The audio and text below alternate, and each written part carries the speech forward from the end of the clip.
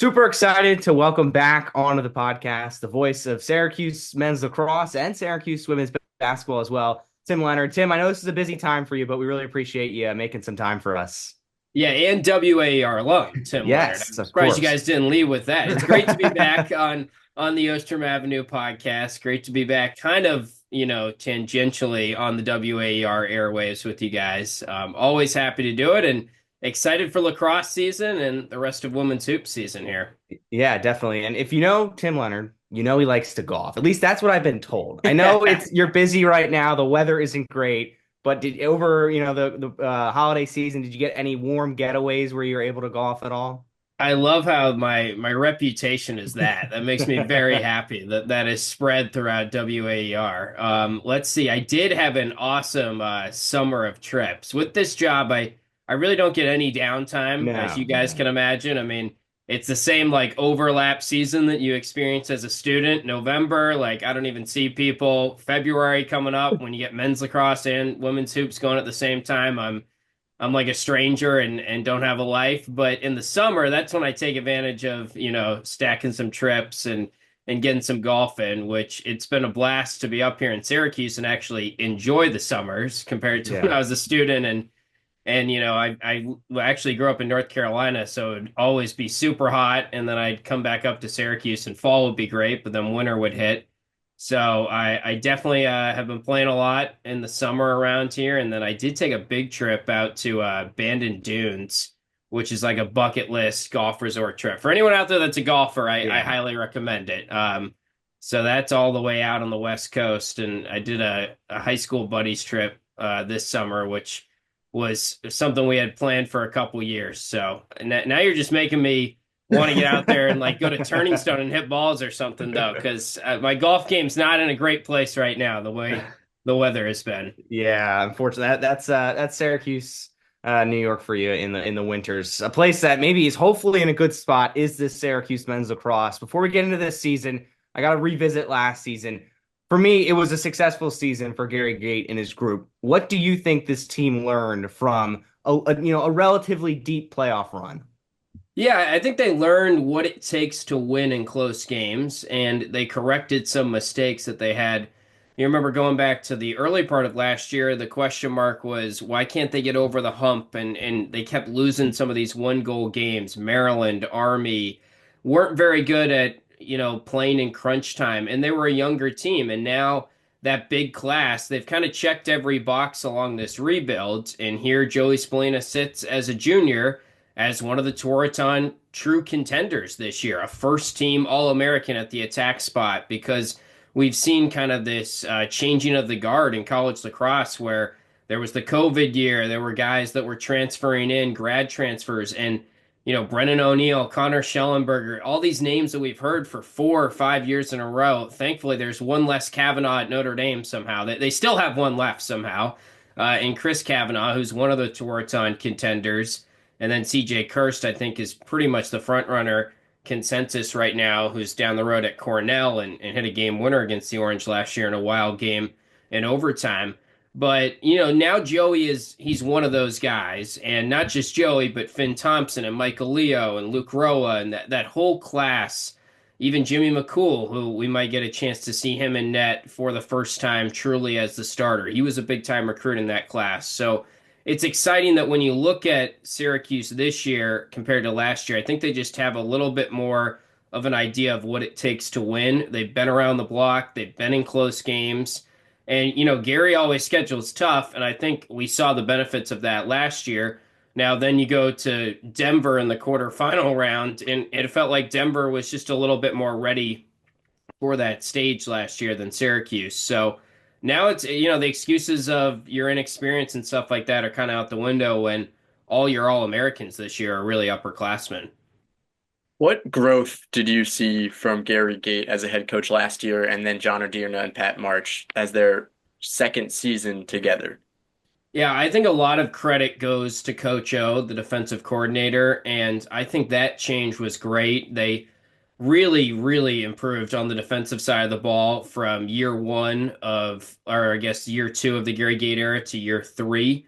and the first year under Coach O. I think we saw, I mean, even that Duke regular season game was just something that they weren't capable of with the defense they had a couple seasons ago. And, Duke made some adjustments and played well against some of the ACC tournament, but they have a good crop of defenders. And I think they got a little bit better in just the little areas of clearing and got a little bit smarter as a team, better lacrosse IQ as the season developed, which is probably partially coaching. It's also just this roster is growing older. They're getting more trial and error of what not to do, what to do in some of these close games. And I think the style of the offense that Gary wants to play and that Syracuse has played, and you guys see it when they're clicking. They're as fun to watch as anyone in America. The way the ball moves and the risks they take, the behind the back passes. It's just a joy to watch them play. And it reminds you of what made Gary in his era just so revolutionary for the sport. So I think that style of offense, you need chemistry, you need experience playing together. And now when you look at what the starting attack line could be this year, or what the top midfield line could be, it's all guys that have kind of played in that style of offense, the one that Gary wants, and they've done it at least a little bit of time together. And in the case of like Spallina and Hiltz, this is now year 3 of them doing it together as starting attackers. So that's the exciting thing, is that it's a type of offense that you can't just, you know, get overnight. You have to have chemistry in it, and I think now we're going to see that chemistry will be on full display. Tim, I want to talk about Joey Spallina because he's a great player. I don't think there's any denying that. But I think last year, I wasn't one of these people that would say he wasn't showing up in the big moments or he kind of disappeared in those bigger games. Did you have a problem with that, or is there a problem with Joey Spallina not always being there in the biggest moment?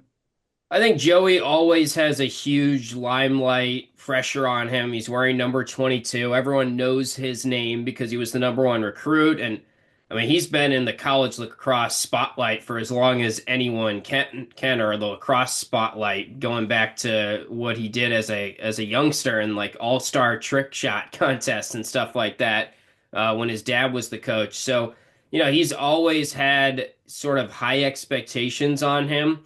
He sees a lot of defensive attention, and I think the nature in which Syracuse plays and the fact that really what it comes down to, guys, is when you're going against the likes of Notre Dame, Johns Hopkins, Virginia, top 5 teams, and that's the beauty of lacrosse, is there's a lot of those games on Syracuse's schedule year in and year out, which is fun for people like us to call the games. But when you're in those games, a lot of it is just, all right, let's attack the short stick matchup. And Joey Spallina obviously is never going to get that. He's the creator at X, and he's the distributor of this offense. And he's not some super athlete, not an unbelievable dodger. He's got his bull dodge and his behind the back shot, which has become just a patented move that no one else can really do as good as him. But, I think when you look at this year and Syracuse's offensive game plan going into big time ACC games, it might be that Luke Roa is the guy that's scoring a lot of points. And then you look at the box score at the end of it and you think, Joey only took 3 shots, or that's kind of what we did after the Denver game. And I think a lot of fans fall into that trap.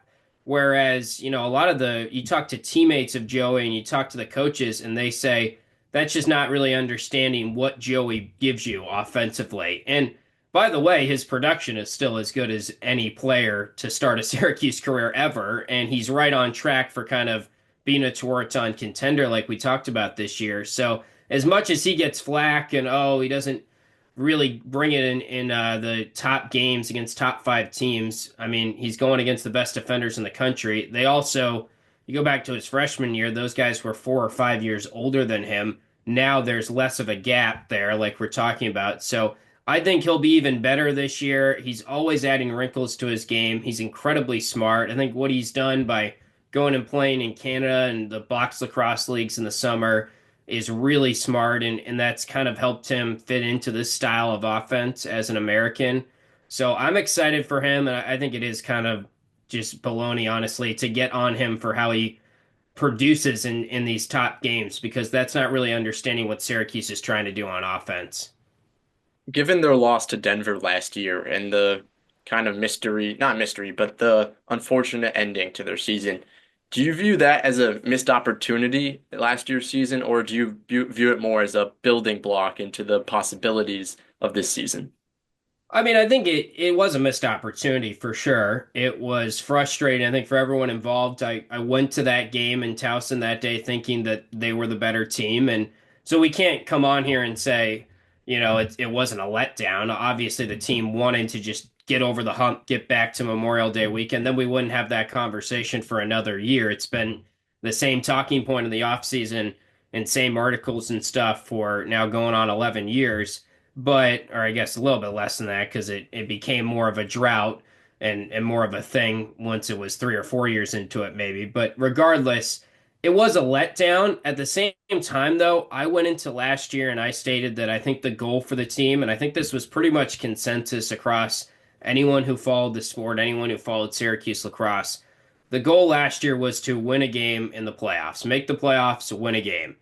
And they accomplished that. And now the goal this year is to build on that. It would be a big letdown if they didn't make it back to championship weekend this year, considering they got to the quarterfinal round last year. They were favored in that game, depending on where you look, against Denver, and they were the higher seed. So it was a little bit of a letdown, but the thing is, we're just now getting into that big classes upperclassmen year. So you're talking a different level of letdown if they don't get there this year. And I think the team realizes that. They know the history of the program, they know the pressure, they know the drought, all that stuff. And they seem focused on just staying day by day and focused on Jacksonville. And once that game's over, focus on Vermont. And that's how you have to approach it. And I do think this group is really disciplined, really organized. It's a player led team in a way that has just very good leadership, good captains. A guy like Sam English, who's now in his second year after coming over from Princeton. He's now the only guy on the team that's made it to a Final Four. So he's someone that you can count on. And Billy Juan, I think of, like, I've just seen these guys go from freshmen to true leaders, and that makes a huge difference on your roster.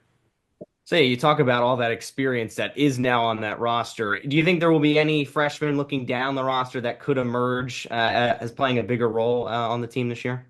I'm really excited to see Peyton Anderson. I mean, he's the highest rated recruit, 18th in the Inside Lacrosse Power 100. I think he's a guy that they could use at attack or midfield. I would guess he will be used as probably a second line midi, maybe third line, and then work his way up. It just depends on how all that shakes out.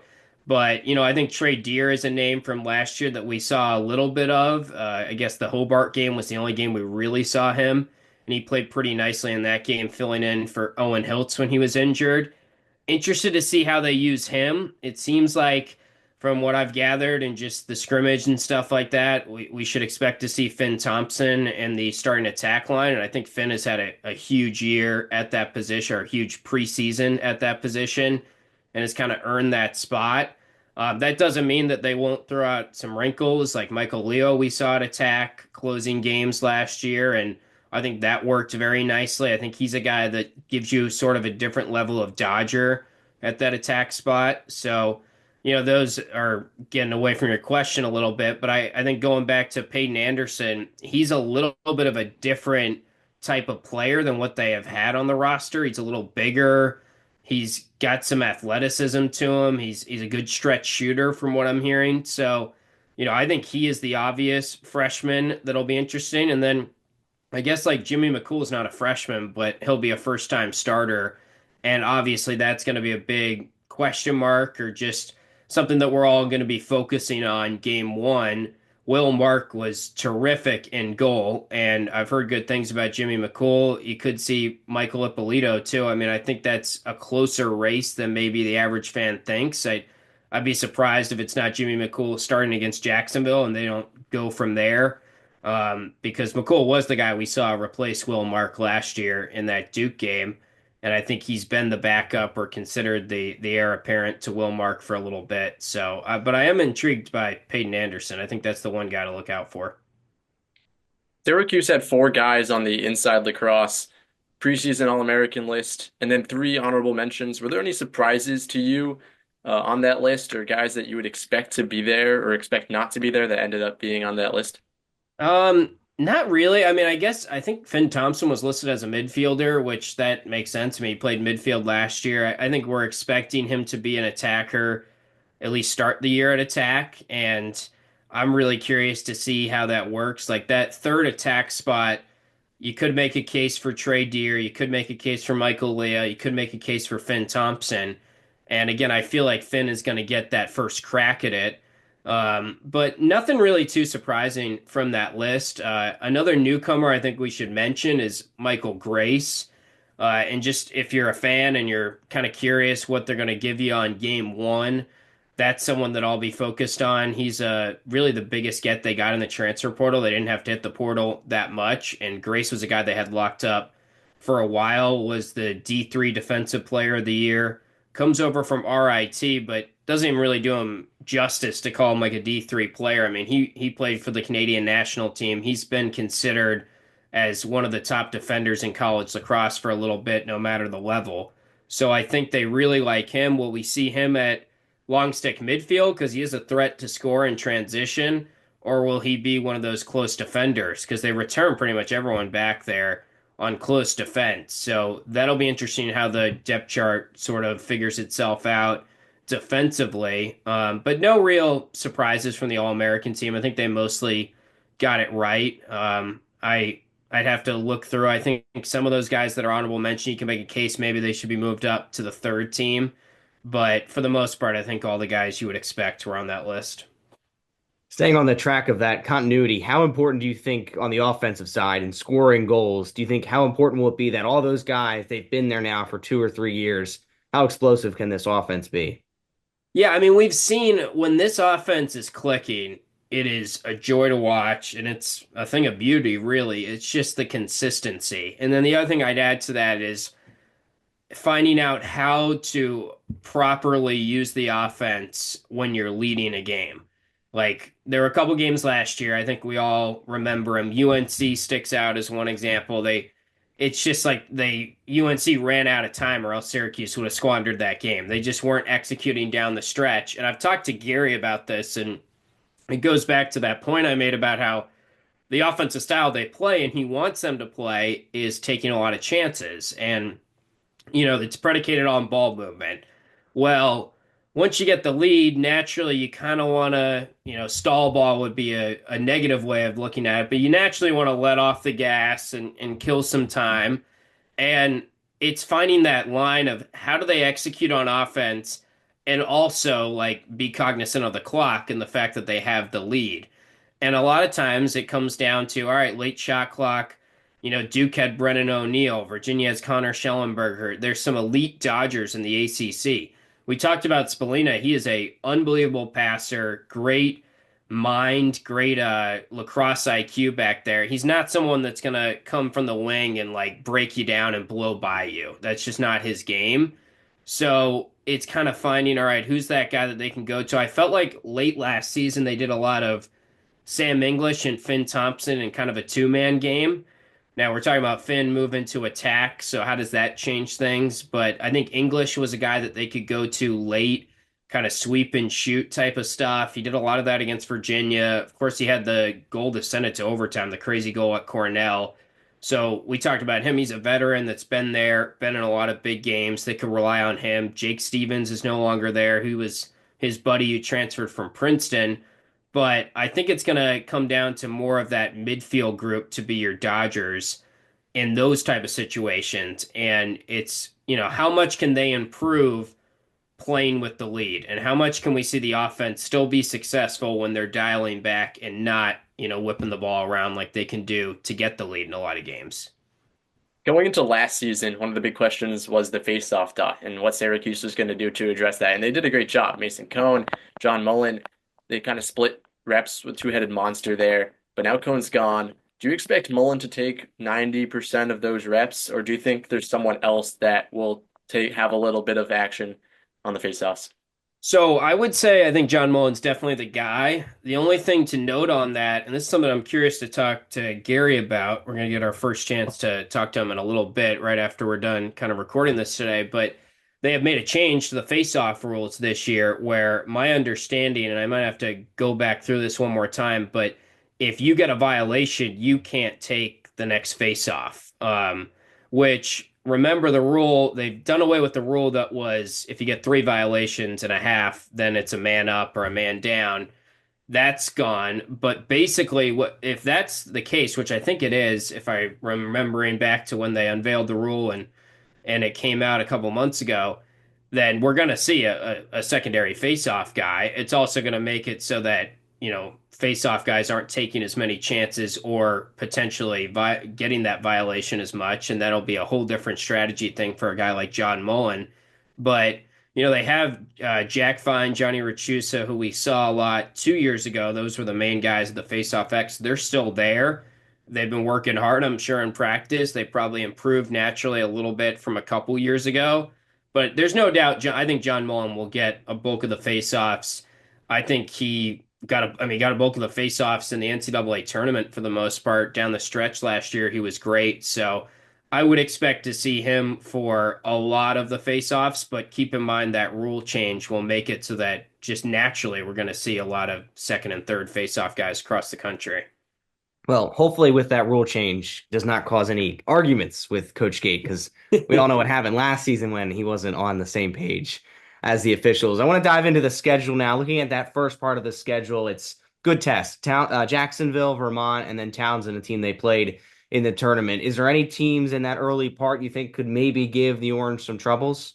Yeah, I wouldn't sleep on Towson just because, they played him in the NCAA tournament last year. They're returning Mikey Weishar, who is one of the best midfielders or one of the best offensive guys in the country. And you look at how the schedule shapes up, and there's always 1 or 2 games every year that are like this because Gary likes to play a lot of games, and the Dome is a tough place to schedule a lot of games because you've got so many teams fighting for the Dome. And 5 sports are in there. Women's hoops is still playing, men's basketball, women's lacrosse. So plus, you get into April, you got Monster Jam and things like that. So I'm sure Gary would go on and on about how tough it is to find times to schedule these games. So naturally, there's going to be some quick turnarounds, especially early on in the season. We're talking 3 games in 10 days, and you play Friday night against Vermont, then you turn around and play Tuesday on the 10th against Towson. And that's not really a team you want to play on a quick turnaround like that. They're a good team that could upset you and very nearly upset you last year at your place in the NCAA tournament. So 3 games in 10 days is tough in lacrosse. Like, it's a physical sport. Guys are going to be gassed by that point. So that is the one that I'm circling that's kind of like a trap game for SU. This is the second time in back-to-back years that Syracuse is playing Maryland in the first 4 games. How do you like that test for Syracuse so early on in the season? This time it comes on the road. Yeah, I'm really excited for that game. It's been a good game recently. Of course, last year was a phenomenal game inside the Dome and going back to rule changes and stuff like that with the Michael Leo crease dive, which, by the way, I remember Gary saying after that game, I was talking to John Tillman's the head coach of Maryland and the head of the referee committee, or the committee that oversees the rules, I guess I should say, not referee. And I remember he said press conference after that, we need to look at the rule of, you can't review. In other words, if the player gets pushed from behind into the goal and they didn't call the push on the field, then you can't, as you look at the review, say, oh, he was in the goal mouth because he got pushed. You're just looking at, did he get in the goal mouth or not? And did he violate that rule? And I don't think they changed that rule. So even though it seemed like there was some traction there, that's another thing I might talk to Gary about today, because he was advocating for that, and it seemed like he was in agreement with John Tillman after that. But that's a whole nother side story. As far as the Maryland game, I think Gary really likes scheduling them because, frankly, they're like what Syracuse lacrosse used to be. They are the gold standard of the program that year in and year out. Even last year, I didn't think Maryland had that talented of a roster, and then boom, they're in the championship game and making a run. It didn't even look like they were going to be a threat, and somehow they got hot at the right time because that's just what John Tillman and Maryland do in May. So I think it's a great test for them, and going on the road is fun. I think that'll be an awesome game to watch, likely another 1 or 2 goal game. And if you're Syracuse, this is a year where you feel pretty good about your chances going down there and getting a win, where, 2 years ago they went down there and it was pretty unlikely they would win the game, and they hung tough and ended up losing by I think 3 goals in the end. So if you're looking at the rosters, Syracuse and Maryland this year, I think Syracuse has a more talented roster. It's just a matter of that'll be kind of an early season litmus test game, and it's at their place. You touched on scheduling and what Gary Gate likes to schedule. Did not schedule Hobart. No Kraus Yeah. Simmons Trophy this season. You know, you've covered this team for a long time. You went to school here. You know the history of Syracuse men's lacrosse. Were you bummed not to see Hobart on the schedule, or is it kind of like a Georgetown thing for basketball where it's like we're over that rivalry? It's not really there anymore. I definitely bummed. I think Gary's bummed. I think there's a couple of things there. One, it's tough to find a time to do the game because of the stuff we laid out. I don't think Gary loves the idea of going to Hobart in March. Like any of us don't love that. It's just all it's like going to Ithaca. I've never done a game at Cornell or at Hobart where it's not been spitting rain or sleeting or 30 degrees. So and last year was no exception. I thankfully got to miss that trip last year because I was with women's hoops. So I didn't have to be out in the cold. But anyway, I think you have to factor in now too, and Gary has been honest about this, that the RPI is a huge deal in lacrosse. And Hobart every year has been kind of like 65, 60 in RPI. We're talking like 70, low 70s in teams in Division One. So it doesn't help you. And I think they were honest about first year when they were kind of on the bubble of the tournament, didn't make it. And some of that was they were just probably 1 or 2 wins away. But they scheduled a couple teams. I should say second year. I don't even remember that first year where they went 4-10 because it was just like, let's just get this over with. That was a total rebuild. But Gary's second year, when they were on the bubble of the tournament, they had a couple teams in there that I think St. Bonaventure was like really lowly rated in the RPI. Hobart didn't help them. And all that matters like a ton in lacrosse. It's similar to the net rankings in basketball and how everyone's kind of weighing their schedule based on that. So, I think that factored into it. I would be surprised if the Hobart rivalry is like done. I think Gary wants to keep the tradition of it. No one values the tradition of Syracuse lacrosse more than him. And, you think about what the Kraus Simmons Trophy means. It is a big deal. And I would love to see that rivalry continue. And Gary, when he played Hobart as a player, those were epic games. So I think he would like to see it continue as well. It just didn't really work out this year, but there's been years where we've looked at the schedule and said, "Oh, Cornell's not on the schedule," or this year no Army, or things like that. There's always one or two that you just can't get the puzzle pieces to match together, unfortunately. Notre Dame, obviously the team to beat this season, back-to-back national champions. They're the favorite to win it again, preseason number one. But do you think this year, more than years prior, that the tournament is up for grabs, that there's multiple teams that can get it done, and there's no clear consensus favorite to take the championship? Yeah, I would say it's been trending that way, where it just feels like there's a lot more talent. I mean, anyone, even the way Maryland didn't even look that good, and then boom, they're in the championship game last year. Outside of Notre Dame, it felt like that second tier was like teams 2 through 11 last year, and Syracuse was right in the thick of that. I mean, Denver could have very well been in the championship game. Hopkins, Syracuse, like all those teams were very similar. Whenever they went against each other, it was just throw up a coin, and that's who was winning that game. They were all kind of toss-up games. So yeah, I think it's trending that way in lacrosse. This year, I would say it is pretty open. Notre Dame loses a lot, but they also just are still so loaded. So, I actually I view it probably as like Notre Dame, Syracuse, and even Cornell are in that top tier. With you got to give an edge to Notre Dame because the pedigree they have, and they've won the last 2 national titles. I would be kind of surprised if the national champion doesn't come from that group. Maybe you throw in Maryland just because of what John Tillman has been able to do with them. It just doesn't feel like to me this is the year for Duke, Virginia, Hopkins to win it all.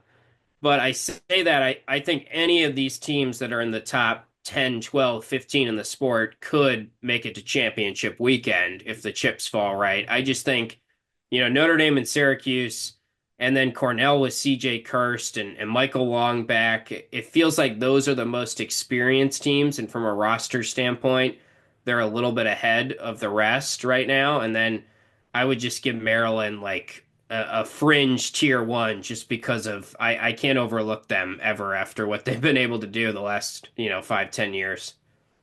Last one for the schedule round out here. That end of the schedule, I think, is kind of a gauntlet. You got UVA, Notre Dame, Cornell, Duke, UNC.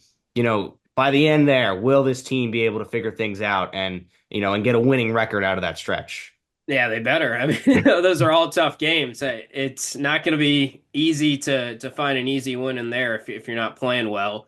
I mean, I think that's how Gary wants it, though, them to be battle tested. And it's like the conversation. I feel like it'll be interesting this year in men's basketball. How are these SEC teams going to do compared to Duke? Because it seems like Duke is going to maybe run the table in ACC play. I think you'd rather be the team that is playing in the really tough conference, which is the ACC, and you're going to Duke and you're going to Virginia and you're hosting Notre Dame, like all those games you just laid out. I mean, truly toss-up games that it wouldn't be unheard of for them to win one or two of those and lose the others, and they're still a good team. So, ultimately what really matters is what you do in the tournament. And I think all of this is just building more experience, more close game moments for this group and for guys like Spallina and Billy Juwan on the defensive side and Riley Figueres so that they feel confident in themselves and in the team to execute down the stretch when it does get to the tournament. Awesome. Last one for you. We talked about some golf at the start of the interview. Utah. We go out to Utah. Yeah. Are you going to make any kind of golf trip in Utah behind those mountains, maybe?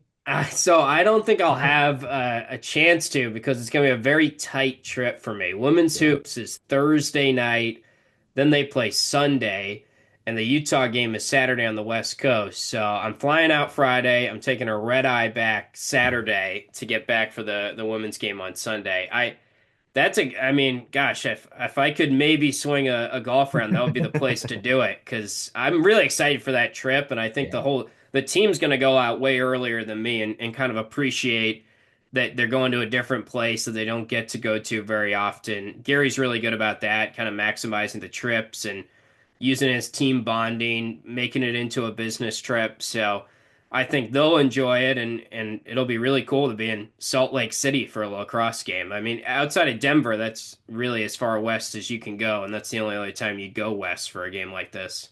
Yeah, that backdrop. I've just Googled pictures of what the backdrop's going to look like, so it'll look nice. Tim, we appreciate you taking the time. I know it's a busy time for you. Really appreciate it. Yeah, happy to do it, guys. Always fun to be back kind of on the WAER airwaves.